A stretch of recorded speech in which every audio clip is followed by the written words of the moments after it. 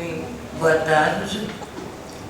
Eu quero começar agradecendo à coordenação do seminário pelo convite que me foi feito para participar do conjunto de conferências do evento e quero agradecer particularmente a generosa e amiga apresentação do professor Rui Canário. É uma pessoa que também hoje é uma referência profissional e pessoal muito importante na minha vida, né? E marca de uma forma muito prazerosa todas as minhas estadas mais curtas ou mais extensas, como essa que ele se referiu aqui em Portugal e em particular na Universidade de Lisboa.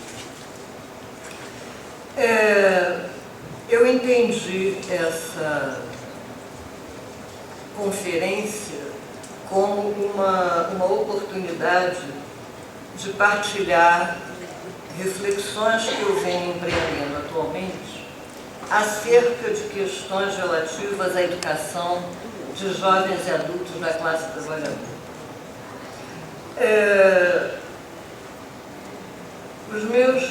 As minhas pesquisas e os textos que delas derivam, via de regra, tratam da questão das políticas educacionais no Brasil ou em trabalhos em coautoria com o professor Rui Canário ou com a professora Natália Alves, né, de questões relativas a uma comparação com todos os cuidados teórico-metodológicos que esse procedimento exige entre as políticas brasileiras e portuguesas na atualidade. Já há algum tempo eu venho sentindo uma necessidade de construir uma grande janela nessas investigações que me permitam pensar no como trabalhar no cotidiano da sala de aula a questão da educação de jovens e adultos. Até vai ao encontro disso a exposição do professor João Barroso, quando ele nos mostra que a lei ela é reapropriada, ela é ressignificada, ela às vezes adquire uma outra configuração a partir das apropriações feitas no chão da escola. Isso é uma coisa que está amplamente constatada, né, ao lado de uma outra questão que é fundamental, que é uma certa recorrência, né, de fundo nas políticas educacionais propostas, implementadas pelos governos a nível federal, estadual, municipal, para a educação dos jovens e adultos da classe trabalhadora.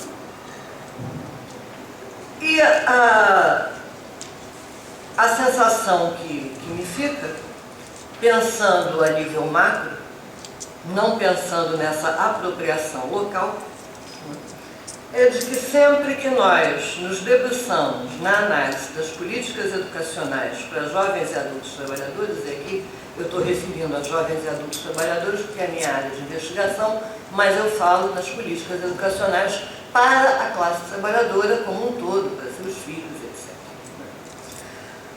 E me vinha sempre uma certa sensação, a partir de um tempo, de que eu estava recorrentemente me debruçando sobre exemplos de expropriação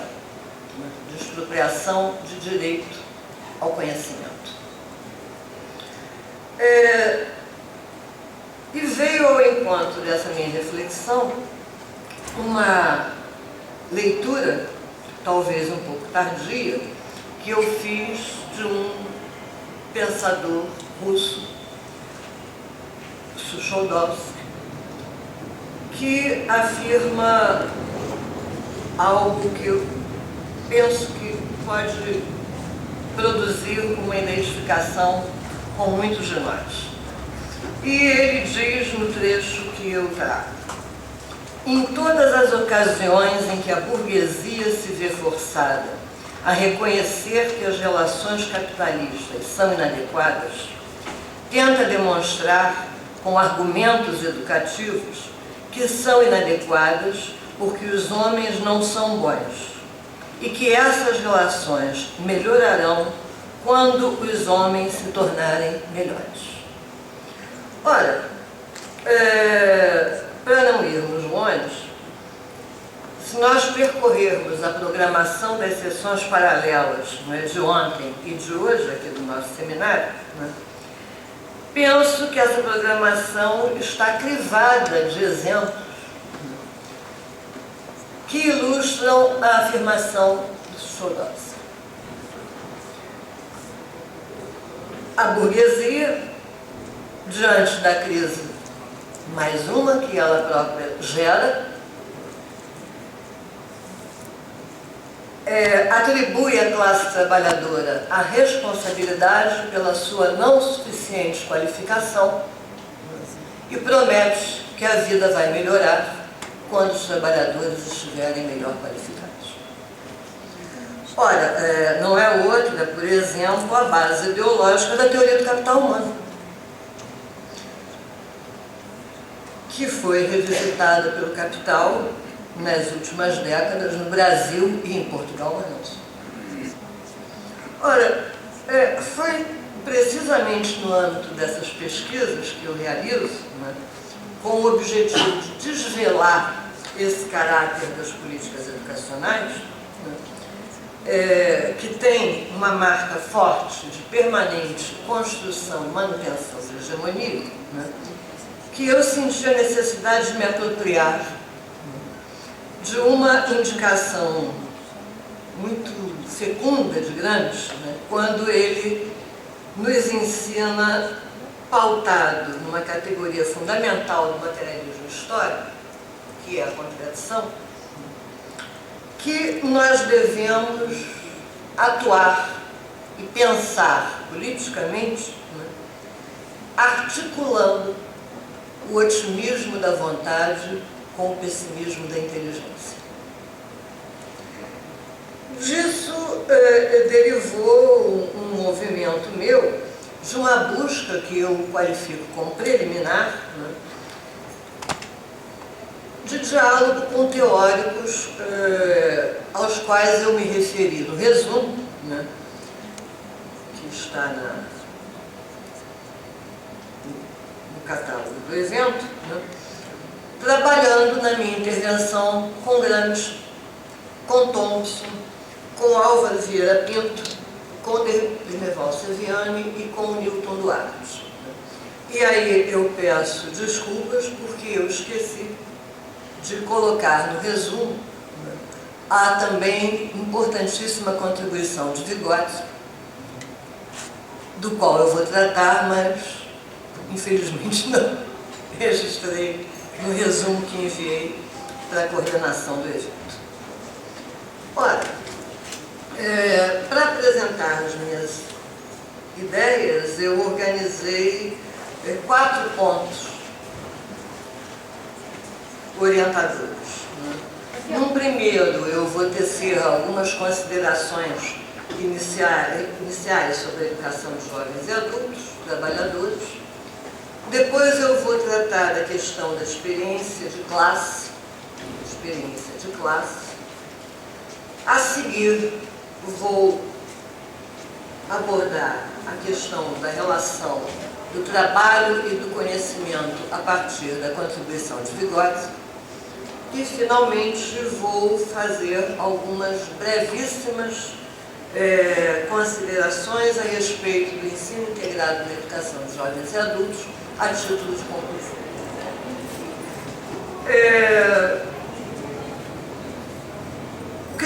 temos, claro, na questão escolar brasileira, e aí eu me refiro sempre à escola pública e à educação da classe trabalhadora. Né? E quando eu digo que nós temos claro, eu sei que eu estou fazendo uma generalização e que, como toda generalização, passa por cima das particularidades de iniciativas próprias, né, que são desenvolvidas em todo o país, que fogem a essa generalização, mas que nos servem de exemplo. Então, eu estou falando num sentido geral.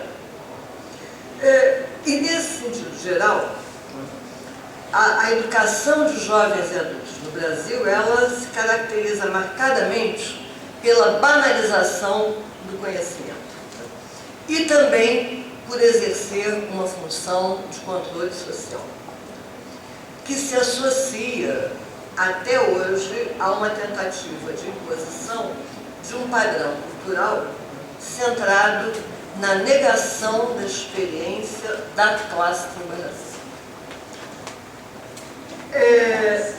Na atual ordem, ou na atual desordem da educação de jovens e adultos trabalhadores, nós vamos encontrar um número expressivo de produções acadêmicas que desconhece ou ignora deliberadamente o real sentido da experiência de classe, nega a referência à classe trabalhadora, considerando-a superada e assim busca anular o caráter político da educação, como se tal opção não fosse também marcadamente política. No mais das vezes, na mesma direção, tornam-se cada vez mais presentes os argumentos que defendem a escola para jovens e adultos predominantemente como um espaço de socialização, de convívio, a partir de teses ancoradas num suposto respeito aos saberes populares e às diferenças. Ora, o que se verifica na realidade é uma tendência predominante, centrada em falsos argumentos democráticos e incentivada pelas forças dominantes no cenário nacional e internacional, que nega aos trabalhadores o direito ao acesso pleno às bases dos conhecimentos científicos e tecnológicos, direito este que deve ser assegurado a todos pela escola. Um aspecto importante a destacar aqui é que o discurso do respeito às diferenças pode ocultar as diferenças fundamentais, ou seja, oculta as causas socioeconômicas das diferentes diferenças, bem como as consequências dessas diferenças centrais, que é a profunda desigualdade que marca a sociedade brasileira. A negação do direito ao acesso ao conhecimento no âmbito da educação de jovens e adultos nega a própria essência da educação em sua potencial possibilidade de contribuir, e reparem, eu não estou atribuindo à educação o papel de produzir a transformação estrutural da realidade, mas estou reconhecendo que ela desempenha um papel fundamental. Essa abordagem da educação, né, nega a sua própria essência e sua potencial possibilidade de contribuir para a transformação da realidade. Como nos ensina Álvaro Vieira Pinto, a educação é por natureza contraditória, pois implica simultaneamente conservação dos conhecimentos adquiridos e criação, ou seja, crítica, negação e substituição do já existente. Somente desta maneira é profícua, pois do contrário seria a repetição eterna do conhecimento considerado definitivo e a anulação de toda a possibilidade de criação do novo e do progresso da cultura. Os teóricos que me fundamentam, destacam em seus escritos a importância do acesso crítico ao conhecimento, o que, ao contrário do que possa parecer, não constitui uma proposição iluminista. Não se trata, portanto, de ensinar por ensinar, de aderir a uma perspectiva meramente conteudista da realidade e das necessidades da classe trabalhadora. Trata-se, ao contrário, de lutar por uma concepção de educação e, em decorrência de um trabalho pedagógico, em que os conhecimentos produzidos pela humanidade sejam apropriados de forma crítica e ativa e se transformem em instrumento de luta para a classe trabalhadora. Nesse ponto, penso ser fundamental sublinhar que discordo inteiramente das teses que apregoam que o trabalhador não precisa se apropriar do chamado conhecimento burguês, ou de que não precisa se apropriar do que não lhe será imediatamente útil. Ao contrário, entendo que tal perspectiva de caráter reducionista constitui um equívoco de graves consequências para a luta pela transformação social. Gramsci considera essencial que a educação comprometida com a transformação estrutural da realidade confira aos trabalhadores o direito de pleno acesso ao patrimônio científico, tecnológico e artístico produzido pela humanidade, referindo-se assim à formação integral. Parte também do pressuposto de que, para empreender sua luta de libertação, a classe trabalhadora não pode ficar à margem dos processos de construção, apreensão e crítica a tais conhecimentos. Para o pensador italiano, e aí eu cito, os burgueses podem até ser ignorantes na grande maioria. O mundo burguês vai adiante apesar disso. Ele está estruturado de tal modo que basta haver uma minoria de intelectuais, de cientistas, de estudiosos, para que os negócios sigam em frente. A ignorância também é um privilégio da burguesia, tal como é o doloramento e a preguiça mental. Os burgueses também podem ser ignorantes, os proletários não. Para os proletários, não ser ignorante é um dever. Termina a citação. Ora, o que eu procuro evidenciar aqui, é tanto a importância da escola para a classe trabalhadora, quanto a necessidade de que essa escola não seja espaço de banalização dos processos de aprendizagem e, em decorrência, negue as possibilidades de acesso a esse conhecimento, como eu venho me referindo, em nome de uma falsa e perversa democracia. Defendo também a posição de que, por outro lado, a escola não pode se isolar de forma burocrática e autoritária do fecundo e necessário diálogo com as experiências da classe trabalhadora. E aí eu entro no segundo ponto. A questão da experiência de classe. As contribuições de Thompson, que é um historiador inglês que pesquisou profundamente a constituição da classe trabalhadora desde o período pré-revolução industrial e, concomitantemente, se dedicou toda a vida à educação de trabalhadores, Thompson, em seus estudos, ele oferece um fecundo veio de reflexão que pode concorrer para avançarmos nas formulações até aqui constituídas sobre a modalidade de ensino a que nos referimos. O autor afirmava, ainda na década de 1960, o seguinte: o que é diferente acerca do estudante adulto é a experiência que ele traz para a relação.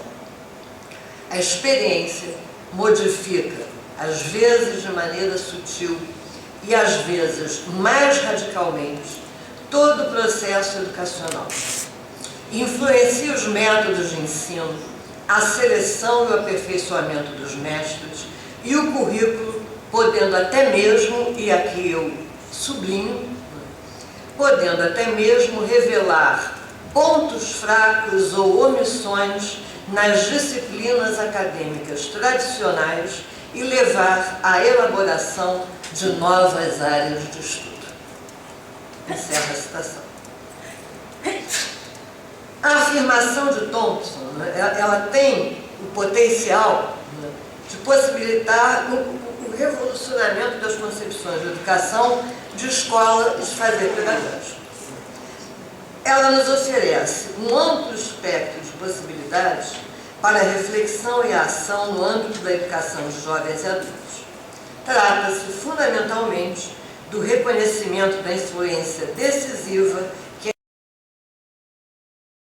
as experiências trazidas para o interior da escola pelos jovens e adultos trabalhadores pode e deve assumir consequências decisivas para a estruturação da educação dos jovens trabalhadores, mas que no Brasil nós usamos assim. A partir delas, corretamente compreendidas, abrem-se significativas possibilidades de alterações profundas na organização e funcionamento dessa modalidade de ensino, abrigando desde a reorganização curricular, a seleção e formação de docentes, que precisa ser especializada, até a própria organização dos espaços-tempos da escola e a criação de novos campos de estudo que ofereçam o escopo teórico-metodológico necessário à ação pedagógica efetivamente comprometida com a emancipação humana, como nos ensina Marx, em particular na questão judaica. Estamos, assim, diante de uma tarefa que se impõe àqueles que se dedicam à educação de jovens e adultos e que pode ser empreendida com fundamentação mais ampla e sólida, compreendendo de modo novo o direito ao conhecimento, tomando como base a dialética necessária entre educação e experiência. E aqui eu citei Thompson. E ele continua: as conquistas das últimas décadas tenderão apenas a ir em direção a uma cultura igualitária comum se o intercâmbio dialético entre a educação e a experiência for mantido e ampliado.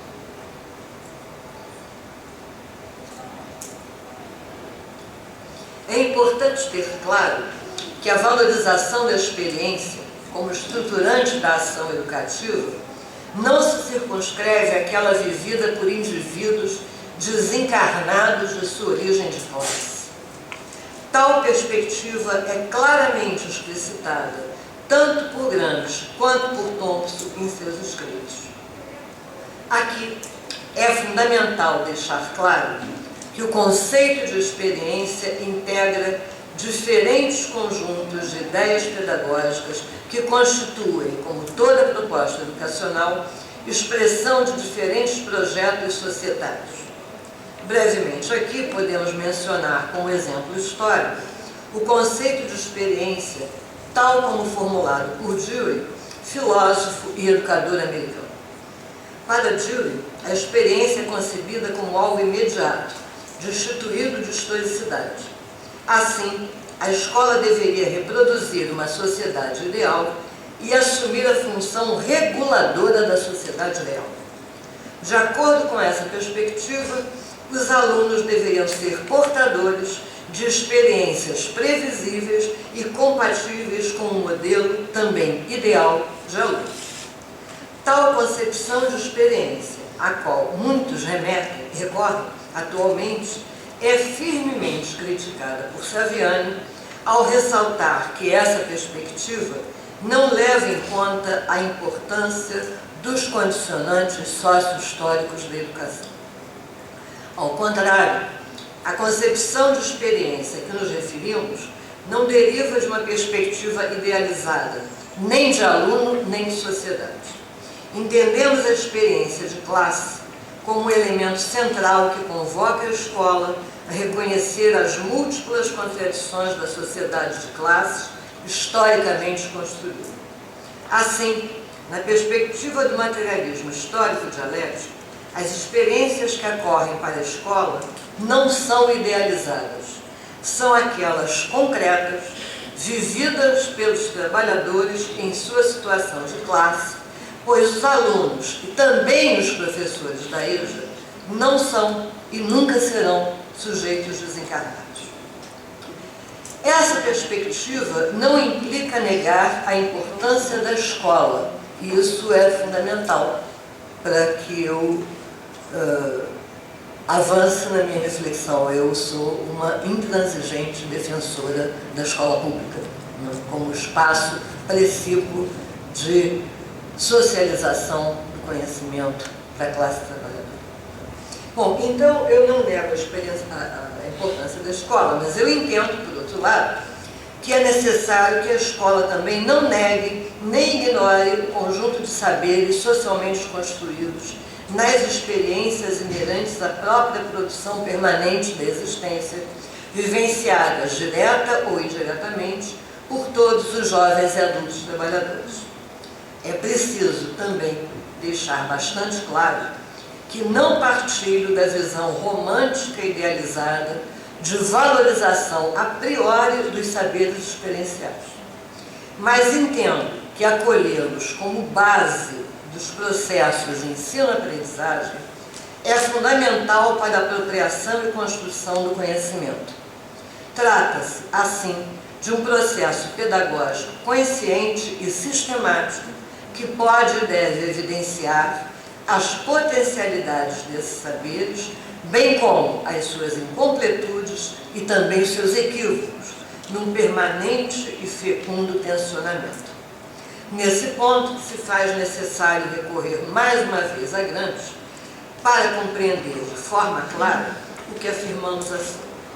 Podemos dizer, grosso modo, que o conceito de cultura em Gramsci abriga diferentes níveis de complexidade, dos quais destaco aqui o senso comum. Para Gramsci, o senso comum não é algo rígido e imóvel. Ele se transforma continuamente, enriquecendo-se em noções científicas e com opiniões filosóficas que penetram no costume. Por não ser sistemático, nem suficientemente crítico, o senso comum combina ideias profundamente contraditórias, tomadas da ideologia dominante, geradas pelas experiências solidárias de classe, ideias arcaicas e elementos da ciência mais avançada. Como exemplo, o pensador italiano menciona recorrentemente a noção de natureza humana, reforçada pela concepção religiosa, que impregna o senso comum, servindo de apoio aos mecanismos de dominação e de controle social.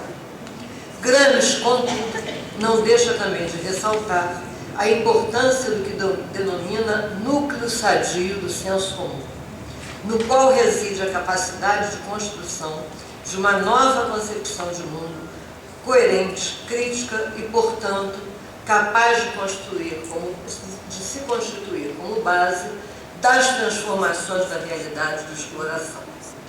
A articulação entre os diferentes níveis de cultura e o enriquecimento dos níveis mais elaborados pelos menos elaborados são claramente exemplificados por Gramsci quando aponta a estreita relação entre as grandes obras literárias e o senso comum, evidenciando que essas grandes obras e seus grandes autores nutrem-se da cultura das frações mais subalternizadas da classe trabalhadora como fonte inspiradora.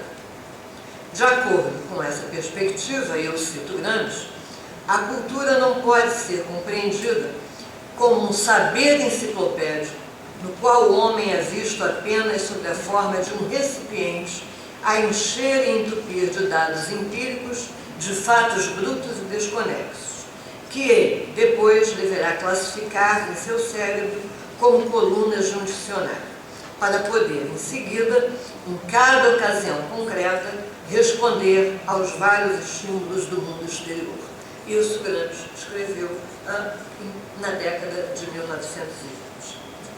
Ora, não vai ser outra a perspectiva de Saviani sobre a importância do rigor do trabalho no âmbito da cultura e da educação, né, quando afirma: não se elabora uma concepção sem método, não se atinge a coerência sem lógica. É necessário dispor de instrumentos lógico-metodológicos cuja força seja superior àqueles que garantem a força e a coerência da concepção dominante. E aí eu trago novamente Thompson, quando ele diz: a experiência constitui uma categoria que, por mais imperfeita que seja, é indispensável, uma vez que compreende a resposta mental e emocional, seja de um indivíduo ou de um grupo social, a muitos acontecimentos interrelacionados ou a muitas repetições de um mesmo acontecimento.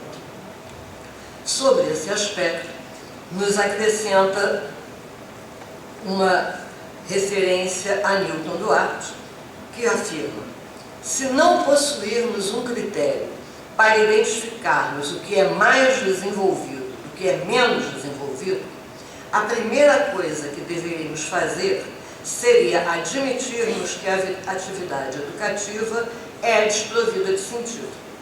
Até mesmo as pedagogias do aprender a aprender, que negam a importância da transmissão do conhecimento, precisam de algum critério de desenvolvimento, pois ainda que defendam um processo educativo subordinado a uma evolução espontânea, esperam que o aluno evolua de um nível de desenvolvimento menor para um maior. Tal compromisso pedagógico, ao que eu venho me referindo aqui, que possui, sobretudo, um caráter ético-político, exige que a escola abandone o pressuposto que a organiza, o da ignorância do aluno, desconsiderando o que ele traz e que pode ser potencializado se nos livrarmos dos preconceitos fortemente arraigados em nosso imaginário social. Agora eu trago a contribuição particular de Vygotsky. Esse movimento dialético ao qual eu venho me referindo, da relação do conhecimento com a experiência, do saber com o conhecimento, esse movimento dialético que confere conteúdo e forma ao desenvolvimento humano pode ser melhor compreendido a partir das contribuições de Vygotsky, que sublinha a importância da vontade nos processos de aprendizagem, em qualquer situação. Nesse sentido, o teórico soviético vai ao encontro de Gramsci quando este afirma que ninguém se alfabetiza à força. Essas reflexões convergem com a análise formulada por Álvaro Vieira Pinto ao afirmar que os jovens e os adultos precariamente escolarizados não são casos de anomalia ou de desvio social, mas, ao contrário, são produtos normais da sociedade desigual em que vivemos. Vieira Pinto é contundente ao afirmar que o adulto se torna precariamente escolarizado porque suas precárias condições de existência lhe permitem viver desta forma.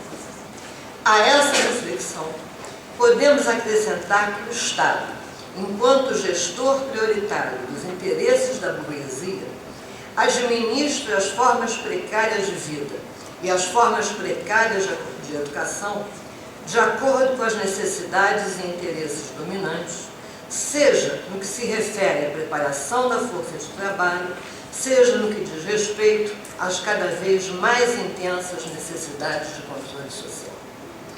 Outro aspecto fundamental a assinalar nas contribuições de Vygotsky, que podemos transpor para a educação de jovens e adultos trabalhadores, reside na compreensão de que há, indiscutivelmente, estreita relação dinâmica entre o pensamento e a ação real.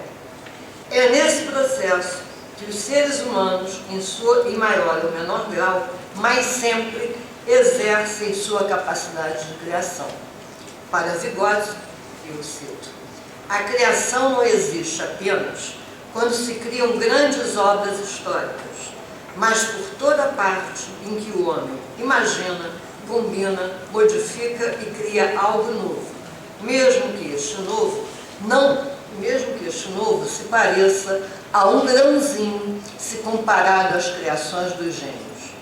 Se levarmos em conta a presença da imaginação coletiva que une todos esses grãozinhos, frequentemente insignificantes da criação individual, veremos que grande parte de tudo o que foi criado pela humanidade pertence exatamente ao trabalho criador anônimo, coletivo, desses inventores desconhecidos.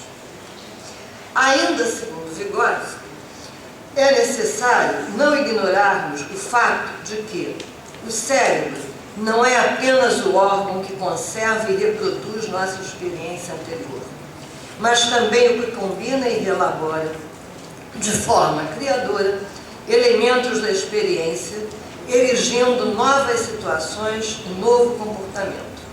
Se a atividade do homem se restringisse à mera reprodução do velho, ele seria um ser voltado somente para o passado, adaptando-se ao futuro apenas na medida em que este reproduzisse aquilo. É exatamente a atividade criadora que faz do homem um ser que se volta para o futuro, erigindo e modificando o seu presente. Ora, essas considerações que eu apresentei até aqui, e que eu vou pular por conta do tempo, constituem uma valiosa indicação teórico-metodológica, particularmente de Vygotsky, porque ele nos ensina também, a partir dos seus estudos, que não se aprende nunca uma coisa só. Os seres humanos não aprendem apenas um objetivo primário. Ele aprende sempre várias outras coisas associadas ou concomitantes, o que torna o ato de aprender sumamente complexo. Essa indicação é fundamental se associamos as reflexões sobre a experiência a que eu me referi anteriormente. Eu entendo também que essa indicação de Vygotsky, associada às anteriores, e tudo que ela encerra no âmbito pedagógico e político, contribui de forma significativa para refletirmos sobre as ricas possibilidades do ensino integrado na educação de jovens adultos. E aí eu concluo tratando de alguns aspectos. Eu não pretendo aqui falar, definir, conceituar o ensino integrado. Nós temos uma literatura bastante ampla no Brasil sobre uma perspectiva particular de ensino integrado, fundamentada também nas bases teórico-metodológicas do materialismo histórico dialético. Temos experiências bastante significativas, embora isoladas,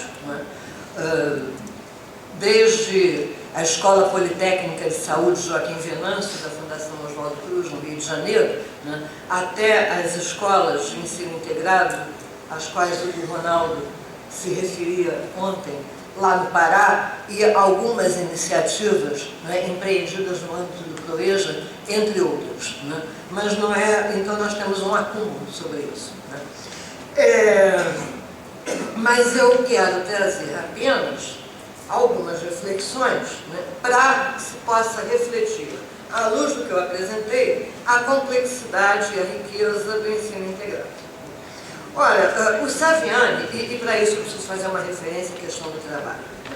O Saviani... Já acabou? Bom, então o Saviani não disse nada. Eu vou só terminar aqui com... Não, peraí, 5 minutos não, nós começamos 2h15. Senão eu vou chamar o pessoal do teatro de ontem para defender os meus direitos aqui. Olha. Então eu vou chamar a atenção apenas para 6 pontinhos que eu destaquei aqui. Um primeiro ponto, que é fundamental, nós temos clareza de que o ensino integrado ele constitui uma opção política e pedagógica. Né? Ele constitui uma escolha de quem acredita numa concepção educacional diferente e não pode derivar da mera adequação a leis e normas que não bastam para construir. Segundo, a adesão à proposta por parte dos profissionais de educação é essencial na construção político-pedagógica do ensino integrado. Terceiro, o ensino integrado não abriga modelos. E aqui eu quero mencionar particularmente uma publicação da Unesco que coleciona uns 6 ou 7 protótipos de ensino integrado para serem seguidos, tipo as boas práticas às quais o professor João Barroso se referiu de manhã. Quarto ponto. Para que aconteça o ensino integrado, é preciso que os profissionais da educação busquem também a sua própria formação integrada e integral. Senão, o ensino integrado e a formação integral não acontecem. Quinto, é fundamental que os conhecimentos sejam compreendidos como partes integrantes e integradas de um todo que se expressa na própria vida societária. Não é à toa que, pela complexidade do arcabouço de conhecimentos, do acervo de conhecimentos historicamente produzido, que Gramsci vai referir à necessidade que a classe trabalhadora se constitua num Leonardo da Vinci coletivo. Pela densidade, complexidade e amplitude do patrimônio histórico da humanidade. Bom, e aí eu termino. Esses pontos aqui apresentados de forma muito breve, embora não pareça, parecem apontar para uma rica reflexão de Jacques Rancière, um pensador francês. Para ele, o que falta aos trabalhadores não é a consciência da exploração que eles sentem na carne. O que lhes falta é o conhecimento das muitas vidas que lhes são roubadas. Entendo que a escola, e em seu âmbito o ensino integrado, constitui hoje um espaço privilegiado de conhecimento das possibilidades de vida que o capital rouba ao trabalhador. Obrigada.